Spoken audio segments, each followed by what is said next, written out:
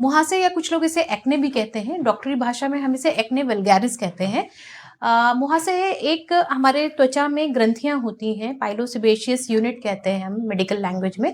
जो बाल होते हैं छोटे छोटे या रोए होते हैं, उसके नीचे तेल बनाने वाली ग्रंथियां होती हैं जिनको सिबेशियस ग्लैंड कहते हैं, और उस पूरे एरिया को पाइलोसिबेशियस यूनिट कहते हैं, जिसमें एक छोटा सा छेद होता है जिसके माध्यम से वो तेल जो अंदर बनता है, जो सीबम बनता है, वो सरफेस पे आता है या स्किन पे आता है।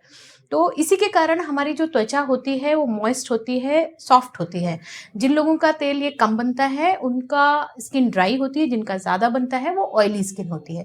तो इन्हीं ग्रंथियों में, इन्हीं पाइलोसेबेशियस यूनिट में अगर कुछ इन्फेक्शन हो जाए बैक्टीरिया का, जैसे प्रोपियोनी बैक्टीरियम एक्नेस बैक्टीरिया जो होते हैं, जो मुहासे का कारण होते हैं, और इन्फ्लेमेशन या लालपन आना, और वहाँ पे इन्फ्लेमेटरी मीडिएटर्स होने के कारण एक आपको पेन होगा, थोड़ा सा उभार आएगा, एक दाने जैसा दिखता है, और साथ में वहाँ की जो डेड स्किन है वो एक्स्ट्रा इकट्ठा होती है उस होल के आसपास में। इसको हाइपर केराटिनाइजेशन कहते हैं हम लोग मेडिकल लैंग्वेज में। तो ये मुहासे का जो मेडिकल एक्सप्लेनेशन है, जो आप मुहासा कहते हैं, वो चीज़ है। माइल्ड मुहासे होते हैं, माइल्ड एक्ने भी कहते हैं, उसमें सिर्फ हल्का सा उभार होता है, या ब्लैक हेड या व्हाइट हेड हो सकता है। अब ब्लैक हेड या व्हाइट हेड क्या होता है? तो जो ऑयल या सीबम सरफेस पे आ रहा है, वो अगर वहाँ पे चोक हो गया है, ब्लॉक हो गया है, जो वहाँ की जो मृत कोशिकाएं हैं, डेड कोशिकाएं हैं, इनके माध्यम से वो छेद बंद हो गया आपका, वो अंदर का कलेक्शन बाहर नहीं निकल पा रहा है, तो वो सफेद रंग का सीबम होता है गाढ़ा, वो व्हाइट हेड कहलाता है। जब उसको आप प्रेस करते हैं, दबाते हैं, तो वो सफेद रंग का गाढ़ा गाढ़ा सा पदार्थ उसमें से बाहर निकलता है। इसी में अगर मिलेनिन जो कलर बनाने वाली कणिकाएं हैं, वो वहां पे डिपॉजिट हो जाएं, थोड़ा सा बाहर से एनवायरनमेंट से डस्ट वगैरह भी इकट्ठा हो जाता है, तो उसका कलर चेंज होकर के ब्लैक हो जाता है। जो सीबम होता है उसका भी ऑक्सीडाइजेशन होता है, जिससे उसका कलर भी चेंज होता है और वो ब्लैक कलर का होता है। तो अगर आप उसको प्रेस करते हैं और वो बाहर निकलता है तो ब्लैक कलर का होता है, वो ब्लैक हेड कहलाता है। इसी में जब बैक्टीरिया आते हैं और इन्फ्लेमेशन हो जाता है, तो लाल रंग का एक दाने जैसा होता है, जिसको लोग साधारण भाषा में एक्ने कहते हैं, और मेडिकल लैंग्वेज में इसको हम माइल्ड एक्ने या फर्स्ट ग्रेड का पिंपल कहते हैं। अब ये इन्फ्लेमेशन अगर और बढ़ जाए और वहां दाने के साथ साथ थोड़ा सा पस भी हो जाए, तो उसको हम पस्ट्यूल या मवाद वाला पिंपल कहते हैं। उसके साथ साथ अगर उसमें गांठ बहुत ज्यादा बड़ी हो जाए, अंदर एक सिस्ट बन जाए, तो वो नोड्यूलोसिस्टिक या गांठ वाला पिंपल कहलाता है, जो सीवियर एक्ने या थर्ड ग्रेड, फोर्थ ग्रेड का पिंपल या एक्ने कहलाता है। अब आते हैं कि मुहासे और किस किस जगह हो सकते हैं, किस एज में हो सकते हैं। तो ज्यादातर जो मुहासे होते हैं वो 16 साल, आजकल थोड़ा सा पहले हो गया है, 13-14 साल की उम्र में भी बच्चों को मुहासे दिखने लगे हैं। बट नॉर्मली 16 साल से 23 या 24 साल की उम्र के बीच में लगभग 90% लोगों को मुहासे से दो चार होना पड़ता है, क्योंकि वो समय ऐसा है आपके लाइफ का जब आपकी प्यूबर्टी या आप युवावस्था में प्रवेश कर रहे होते हैं और आपके शरीर के हॉर्मोन्स बदल रहे होते हैं। तो जो एक बच्चा है, वो लड़का या लड़की के जो उसमें हॉर्मोन्स आते हैं, एंड्रोजन हार्मोन होते हैं, ईस्ट्रोजन हार्मोन होते हैं, उनके कारण हमारी त्वचा की जितनी ग्लैंड्स होती हैं, जिसमें सेबेशियस ग्लैंड भी है, वो हाइपर एक्टिव होती हैं, और सीबम प्रोडक्शन जब ज्यादा होता है और वहां पे अगर इन्फेक्शन हो गया और डेड सेल्स भी इकट्ठा हो रही हैं, तो मुहासे बनने की संभावना ज्यादा हो जाती है। इसके अलावा कुछ इनके वेरिएंट्स भी होते हैं। ऐसा नहीं है कि मुहासे सिर्फ 16 साल और 23 साल के बीच में ही निकलते हैं।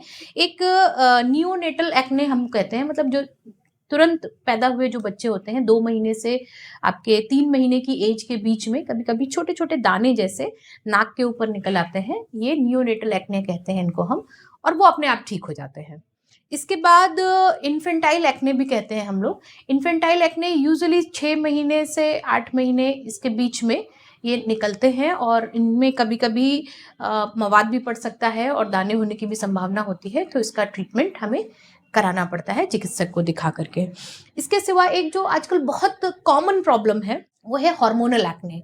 ये एंडोक्राइन या हार्मोन्स की गड़बड़ियों से आजकल हमारा जो खान पान है, खासतौर पे लड़कियों का जो हार्मोन चेंज होते हैं टीनेज से लेकर के अर्ली यूथ एज में, मतलब 20 से 30 साल की उम्र के बीच में, पीसीओडी का नाम सुना होगा आपने, पॉलीसिस्टिक ओवेरियन डिसऑर्डर होता है, जिसमें एंड्रोजन प्रेडोमिनेंस होता है, चेहरे पे बाल आना, आपके पीरियड्स भी इरेगुलर होते हैं और उसमें भी मुहासे हमें देखने को मिलते हैं। तो ये हार्मोनल एक्ने कहलाते हैं और ये कभी कभी लेट एज तक भी आपको 35-40 की एज में भी महिलाओं में देखने को मिलते हैं। इसके अलावा एक ऑक्यूपेशनल एक्ने होता है, मतलब आप किसी ऐसी जगह काम कर रहे हैं, फैक्ट्री में या कहीं, जहाँ पे आपको केमिकल्स के साथ दो चार होना पड़ता है, तो उन केमिकल्स की वजह से, जैसे क्लोरीन रिलेटेड जो प्रोडक्ट्स होते हैं, उनके कारण भी आपको मुहासे हो सकते हैं। इसके अलावा अगर आपको कुछ खरोचने की आदत है, हल्का सा कुछ व्हाइट हेड या ब्लैक हेड हुआ है और आपको वहाँ नाखून से खरोचने की आदत है, तो या दाढ़ी में आपको इचिंग हो रही है और आपने खरोच दिया है, उसकी वजह से भी मुहासे हो सकते हैं, जिसको एक्ने एक्सकोरी कहते हैं। ड्रग इंड्यूस्ड एक्ने भी देखने को मिलते हैं, जैसे इस समय कुछ स्टेरॉयड क्रीम्स होती हैं, बेटनोवेट है, पैंडर्म है, ये अक्सर लोग फेयरनेस के लिए और डिफरेंट पर्पस के लिए यूज़ करते हैं। ये दवाइयों को बिना डॉक्टर के प्रिस्क्रिप्शन के नहीं यूज़ करना चाहिए, ये स्पेसिफिक समस्याओं के लिए दवाइयाँ हैं, ना कि एक स्किन के बेटरमेंट के लिए। तो इनके ज़्यादा इस्तेमाल से भी आपको मुहासे हो सकते हैं, जिसको हम स्टेरॉयड इंड्यूस्ड एक्ने या ड्रग इंड्यूस्ड एक्ने कहते हैं। इसका ट्रीटमेंट भी बहुत मुश्किल होता है और इसको भी आप बिना चिकित्सक की मदद के अपने आप ट्रीट नहीं कर सकते हैं।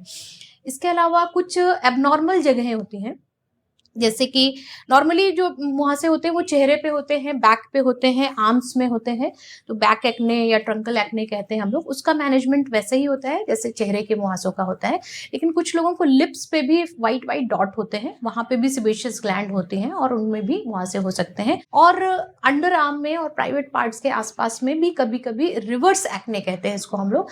इसमें जो उसका मुंह होता है ऑयल ग्लैंड का, वो त्वचा के अंदर की तरफ होता है, तो वहाँ पे अक्सर इन्फेक्शन हो जाता है और बार बार इन्फेक्शन होता रहता है। वो भी एक प्रकार का पिंपल्स या एक्ने का वेरिएंट है, जिसको हम हिडरनाइटिस सुपरटिवा के नाम से जानते हैं। और उसका मैनेजमेंट भी मैं सलाह दूंगी कि आप बिना चिकित्सक की मदद के ना करें। अब जो एक मूलभूत पिंपल्स हैं जो चेहरे पे हैं, प्यूबर्टी में जब हार्मोनल चेंजेस बॉडी में हो रहे होते हैं, तो 100 में से 90 लोगों को मुहासे होते ही होते हैं। इसके अलावा डिफरेंट कारण हैं, जो कोई आप मेडिसिन यूज़ कर रहे हैं, कोई कॉस्मेटिक के साइड इफ़ेक्ट्स हो रहे हैं, आप बहुत ज़्यादा बालों में तेल लगा रहे हैं, या आप कोई टाइट पगड़ी वगैरह बांधते हैं या दुपट्टा ऐसा बांधते हैं जिसकी रगड़ फ्रिक्शन की वजह से भी हो सकता है। कुछ दवाइयों के साइड इफ़ेक्ट्स होते हैं, उनकी वजह से भी मुहासे हो सकते हैं। और एक जो बहुत प्रोमिनेंट कारण है आजकल, वो है लाइफ़स्टाइल का। हमारे फूड में वैसे तो ये माना जाता है कि फूड का और पिंपल्स का बहुत ज़्यादा लेना देना नहीं होता है, लेकिन जो लेटेस्ट स्टडीज़ हैं, रिसर्चेज़ हैं, वो ये कहती हैं कि अगर आपके फूड में हाई ग्लाइसेमिक इंडेक्स फूड ज़्यादा है और इंसुलिन रेजिस्टेंस करने वाले फूड ज़्यादा हैं, तो आपके हार्मोन्स डिस्टर्ब होते हैं और उनसे मुहासे होने की संभावना बहुत ज़्यादा होती है। तो अगर आप बहुत ज़्यादा स्वीट आइटम जैसे कोल्ड ड्रिंक्स हैं, आइसक्रीम्स हैं, बेकरी प्रोडक्ट्स हैं, केक, पेस्ट्रीज वगैरह बहुत ज़्यादा खा रहे हैं, तो आपको मुहासे होने की संभावना ज़्यादा होती है। इसके अलावा अगर आपके कॉन्स्टिपेशन रहता है, आपका डाइजेस्टिव सिस्टम ठीक नहीं होता है, आपके लिवर में प्रॉब्लम होता है, तो भी आपको मुहासे होने की संभावना काफ़ी ज़्यादा होती है। तो अगर आप एक हेल्दी लाइफस्टाइल अपना रहे हैं और आपका कॉन्स्टिपेशन नहीं है, आपका स्लीप पैटर्न ठीक है, सोने जगने का टाइम ठीक है, और आपके डाइट में सफिशिएंट रॉ फूड है, सैलड्स हैं, वेजिटेबल्स हैं, और मीठे आइटम, शुगर वाले कोटेड आइटम आप कम ले रहे हैं, तो आपके मुहासे होने की संभावना कम रहेगी। सबसे पहले जो उसके कंपोनेंट्स हैं, जो उसके कारण हैं, कि वहाँ पे डेड सेल्स इकट्ठा हो जाती हैं, इन्फ्लेमेशन होता है, और साथ के साथ वहाँ पे बैक्टीरिया का इन्फेक्शन होता है। प्रोपियोनी बैक्टीरियम एक्नेस का मैंने नाम लिया है।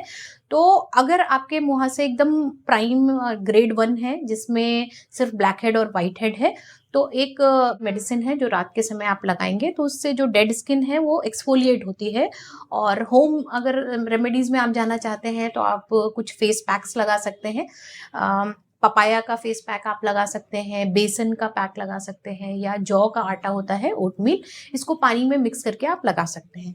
यहाँ पे आपको ध्यान ये देना है कि डेड स्किन जब आप हटाने के लिए फेस पैक यूज कर रहे हैं, तो उसमें तेल, हनी या मलाई वगैरह चीजें इस्तेमाल ना करें, क्योंकि वो ऑयल है और वो आपके पिंपल्स को और बढ़ा सकता है, और आपका जो बैक्टीरिया होता है पिंपल्स में, प्रोपियोनियम बैक्टीरियम, उसके लिए फूड का काम करता है, तो आपका बैक्टीरियल इन्फेक्शन भी बढ़ने की संभावना है। तो फेस पैक आपका ऐसा होना चाहिए चोकर वाला, या कोई भी फ्रूट पल्प आप ले रहे हैं जिसमें ग्रीसीनेस नहीं होना चाहिए। तो ये तो एक होम मेथड हो गया। प्लस आपका जो फेस वॉश होना चाहिए वो सैलिसिलिक एसिड बेस्ड या झाग बनाने वाला फेस वॉश होना चाहिए, ताकि वहाँ पे जो डेड स्किन है और एक्सेस ऑयल है, एक्सेस सीबम है, उसको क्लियर किया जा सके। इसमें मैं एक चीज़ ध्यान दिलाना चाहूँगी, लोग अक्सर गलती करते हैं कि जब स्किन ऑयली होती है या पिंपल्स होते हैं तो घबराहट में बार बार फेस वॉश को यूज़ करते हैं, दिन में 4 बार 5 बार यूज़ करने लगते हैं, जिससे आपकी त्वचा में एक रिएक्टिव जो ड्राइनेस होती है और हमारे जो ग्लैंड्स हैं वो और ज़्यादा ऑयल बनाने लगती हैं।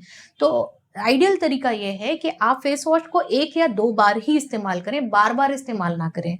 उसके बाद भी अगर आपको बीच में ऐसा लग रहा है कि मेरे स्किन में वापस ऑयल आ रहा है, तो आप टिश्यू पेपर या सादे पानी की मदद से उस एक्सेस ऑयल को वाइप आउट कर दीजिए, क्लीन कर दीजिए, लेकिन हर बार फेस वॉश मत लगाइए। एक तो उससे आपकी स्किन ड्राई हो जाएगी और साथ के साथ ड्राइनेस के अलावा आपकी ऑयल ग्लैंड्स और ज़्यादा ऑयल बनाएंगी।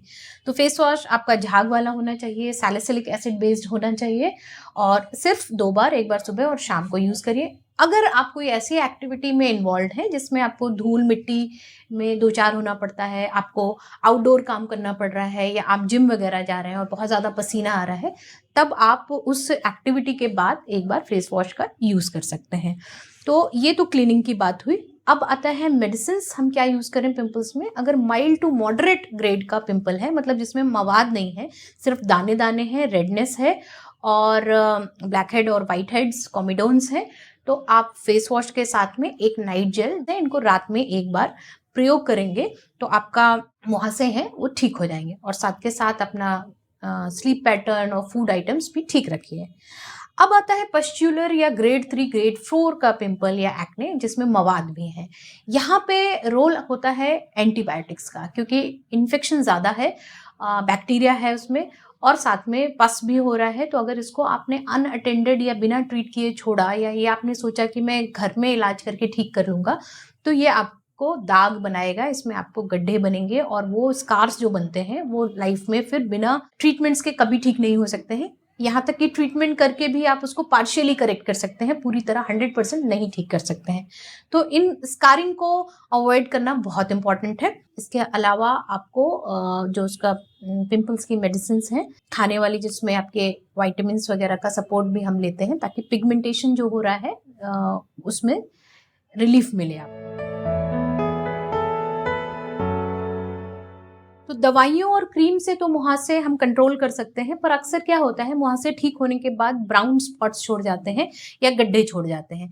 तो इनका जो एडवांस मैनेजमेंट होता है, इसके लिए एस्थेटिक मेडिसिन में या कॉस्मेटोलॉजी में हम जो ट्रीटमेंट्स यूज़ करते हैं वो होते हैं केमिकल पील्स होते हैं, लेजर्स होते हैं और माइक्रोडर्मा अब्रेजन, माइक्रो नीडलिंग या डर्मा रोलर ट्रीटमेंट का प्रयोग किया जाता है। तो केमिकल पीलिंग एक जो प्रिमिटिव फर्स्ट ट्रीटमेंट हम मानते हैं एस्थेटिक मेडिसिन का, ये पिंपल को कंट्रोल करने में भी काफ़ी मदद करता है, क्योंकि ये बैक्टीरिया पे काम करता है, डेड सेल्स को हटाता है और साथ के साथ आपके जो ब्राउन पिगमेंटेशन होने वाला है वहाँ से सूखने के बाद उस पर भी काम करता है। इस ट्रीटमेंट को करने में 15 से 20 मिनट का समय लगता है। इसको 15-15 दिन के अंतराल पे हम रिपीट कर सकते हैं और एक आइडियल प्रोटोकॉल में हम 4 से 6 सिटिंग ट्रीटमेंट करते हैं, जिसमें आपकी समस्या का समाधान हो जाता है। इसकी देखभाल जो करनी होती है, पोस्ट केयर करनी होती है ट्रीटमेंट के बाद, कि आप कभी भी बाहर निकले तो आपको धूप से बचाव करना होगा। 2-3 दिन तक स्किन में ड्राइनेस और डलनेस रहती है, उसके लिए मॉइस्चराइजर का प्रयोग करना होता है, क्योंकि आपकी त्वचा ऑयली है तो आपको जेल बेस्ड या वाटर बेस्ड मॉइस्चराइजर का प्रयोग पील के बाद करना होता है। आप कभी भी बाहर जाएंगे तो सन एक्सपोजर अवॉइड करिए, अदरवाइज पील के बाद आपकी नई त्वचा बन रही होती है और उसमें धूप से, यूवी रेज से टैन होने की संभावना या पिगमेंटेशन होने की संभावना होती है। तो ये आपको ध्यान रखना होता है। अगर आप पील ट्रीटमेंट ले रहे हैं तो आपको फेशियल और ब्लीचिंग जैसे जो ट्रीटमेंट होते हैं, पार्लर प्रोसीजर्स, उनको अवॉइड करना होता है, अदरवाइज आपकी स्किन में एलर्जी हो सकती है, रिएक्शन हो सकता है। इसके बाद जो गड्ढे हो जाते हैं, गड्ढों को ठीक करने के लिए हम लोग माइक्रो नीडलिंग या डर्मा रोलर का प्रयोग करते हैं। ये डर्मा रोलर एक डिवाइस होती है जिसमें छोटी छोटी पिन्स होती हैं जिसकी लंबाई 1 मिलीमीटर से 1.5 मिलीमीटर तक होती है, और एक रोलर होता है, और हैंडल की मदद से उसको हम जब रोल करते हैं तो हमारी त्वचा की दूसरी परत में, डर्मिस में, जो कोलेजन इलास्टिन फाइबर होते हैं, ये उनको नया बनने के लिए प्रेरित करता है। जब वो नए फाइबर्स बनते हैं तो वो गड्ढे आपके भर जाते हैं, पर इसमें समय लगता है। इसमें आपको 5 से 6 सिटिंग करानी होती है। माइक्रोनीडलिंग की सिटिंग्स हम 1 महीने के गैप पे करते हैं। इसके अलावा टीसीए पील या ट्राइक्लोर एसिटिक एसिड पील होता है, ये क्रॉस टेक्निक कहलाती है। इसमें हम टूथपिक की मदद से इस टीसीए लिक्विड को, जो गड्ढे हैं, पिंपल्स के जो स्कार बने हैं, उनकी जड़ों में, उनके बेस में टच करते हैं, और वहां पे वो एपिडर्मिस हटके, ऊपरी त्वचा हटके एक नई कोशिकाएं बनती हैं, जिसके माध्यम से भी उन गड्ढों में या स्कार्स में सुधार आता है। इसके ऊपर जब और एडवांस ट्रीटमेंट की हम बात करें तो अर्बियम याग लेजर या CO2 लेजर होता है। ये लेजर भी आपको नए कोशिकाएं बनाने में, कोलेजन नया फॉर्म करने में मदद करता है। स्किन रीसर्फेसिंग कहते हैं इसको हम लोग, मतलब जो त्वचा आपकी अनइवन है, इसमें कहीं उभरी हुई है, कहीं गड्ढा है, तो उसको एक सपाट करने में, चिकना करने में मदद करता है। लेजर ट्रीटमेंट भी एक एडवांस ट्रीटमेंट है, और इसको करने में 1 से 1.5 घंटे का समय लगता है। इस ट्रीटमेंट को आप 1-1 महीने के अंतराल पे रिपीट कर सकते हैं, और ओवरऑल रिजल्ट आने में आपको 5 से 6 महीने का समय लगता है। पेशेंस रखने की ज़रूरत होती है। इसकी जो देखभाल है ट्रीटमेंट के बाद, उसमें आपको धूप से अवॉइड करना होता है, और कोई भी ऐसे केमिकल प्रोडक्ट उस समय नहीं लगाने होते हैं। मॉइस्चराइज़र, माइल्ड मॉइस्चराइज़र होना चाहिए। फेस वॉश आपका जेंटल या माइल्ड होना चाहिए, और आपको ये ध्यान रखना होता है कि जब आपका स्कार करेक्शन ट्रीटमेंट चल रहा है तो यूजुअली लेज़र के बाद आपको हफ्ते भर से 10 दिन तक डाउन टाइम होता है। तो अगर आपके घर में कोई बहुत शादी, पार्टी, फंक्शन है, तो आप लेज़र ट्रीटमेंट को उस फंक्शन वाले दिन से 15 दिन के अंतराल पे या गैप पे करवाएं, ताकि जब आपको कार्यक्रम में जाना हो और मेकअप वगैरह लगाना है, उस समय तक आपकी स्किन नॉर्मल हो चुकी हो।